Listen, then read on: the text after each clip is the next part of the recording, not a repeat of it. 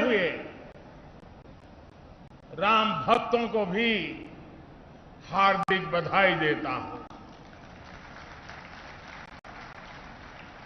मैं प्रभु श्री राम की पावन जन्मभूमि से सभी देशवासियों को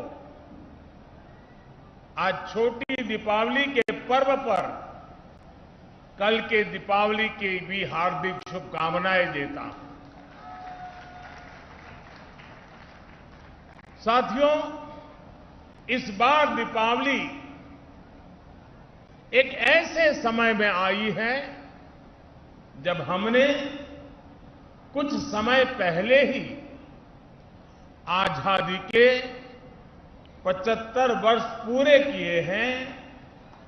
हम आजादी का अमृत महोत्सव मना रहे हैं। आजादी के इस अमृत काल में भगवान राम जैसी संकल्प शक्ति देश को नई ऊंचाई पर ले जाएगी। भगवान राम ने अपने वचन में, अपने विचारों में, अपने शासन में, अपने प्रशासन में जिन मूल्यों को घड़ा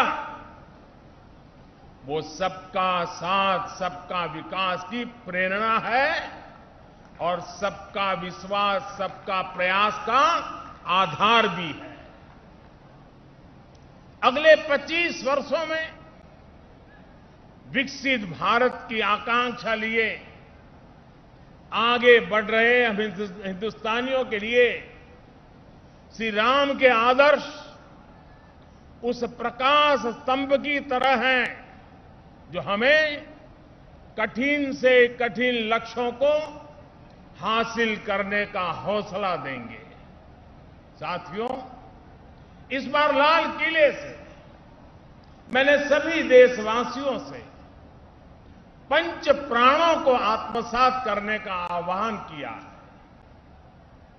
इन पंच प्राणों की ऊर्जा जिस एक तत्व से जुड़ी हुई है वो है भारत के नागरिकों का कर्तव्य।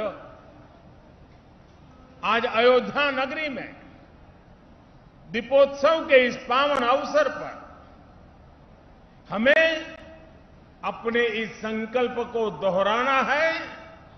श्री राम से जितना सीख सके सीखना है। भगवान राम मर्यादा पुरुषोत्तम कहे जाते हैं।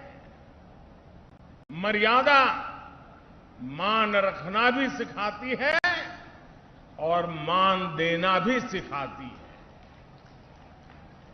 और मर्यादा जिस बोध की आग्रही होती है वो बोध कर्तव्य ही है।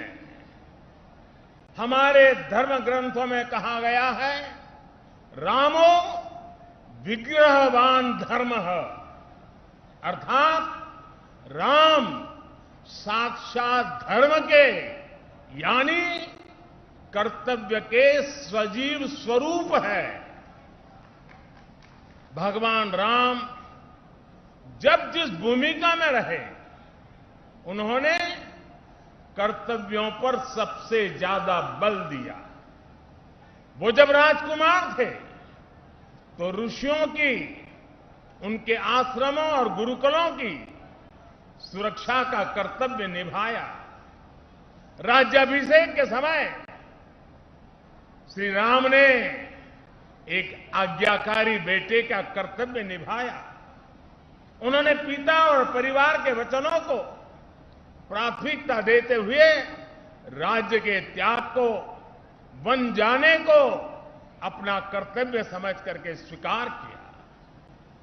वो वन में होते हैं तो वनवासियों को गले लगाते हैं, आश्रमों में जाते हैं तो मां सबरी का आशीर्वाद लेते हैं। वो सबको साथ लेकर लंका पर विजय प्राप्त करते हैं और जब सिंहासन पर बैठते हैं तो वन के वही सब साथी राम के साथ खड़े होते हैं, क्योंकि राम किसी को पीछे नहीं छोड़ते। राम कर्तव्य भावना से मुख नहीं मोड़ते। इसलिए राम भारत की उस भावना के प्रतीक है जो मानती है कि हमारे अधिकार हमारे कर्तव्यों से स्वयं सिद्ध हो जाते हैं। इसलिए हमें कर्तव्यों के प्रति समर्पित होने की जरूरत है। और संयोग देखिए, हमारे संविधान की जिस मूल प्रति पर भगवान राम, मां सीता और लक्ष्मण जी का चित्र अंकित है, संविधान का वो पृष्ठ भी मौलिक अधिकारों की बात करता है। यानी एक और हमारे संविधान अधिकारों की गारंटी, तो साथ ही प्रभु राम के रूप में कर्तव्यों का शाश्वत सांस्कृतिक बोध। इसलिए हम जितना कर्तव्यों के संकल्प को मजबूत करेंगे, राम जैसे राज्य की संकल्पना उतनी ही साकार होती जाएगी। साथियों, आजादी के अमृत काल में देश ने अपनी विरासत पर गर्व और गुलामी की मानसिकता से मुक्ति का आह्वान किया है। ये प्रेरणा भी हमें प्रभु राम से मिलती है। उन्होंने कहा था, जननी जन्मभूमिश्च स्वर्गादपि गरीयसी। यानी वो स्वर्णमयी लंका के सामने भी हीन भावना में नहीं आए, बल्कि उन्होंने कहा कि मां और मातृभूमि स्वर्ग से भी बढ़कर के है। इसी आत्मविश्वास के साथ जब वो अयोध्या में लौट कर आते हैं, तब अयोध्या के बारे में कहा जाता है, नवग्रह निखर अनिक बनाई, जनु धे अमरावती आई। यानी अयोध्या की तुलना स्वर्ग से की गई है। इसलिए भाइयों और बहनों, जब राष्ट्र निर्माण का संकल्प होता है, नागरिकों में देश के लिए सेवा भाव होता है, तो भी और तभी राष्ट्र विकास की असीम ऊंचाइयों को छूता है। एक समय था जब राम के बारे में हमारी संस्कृति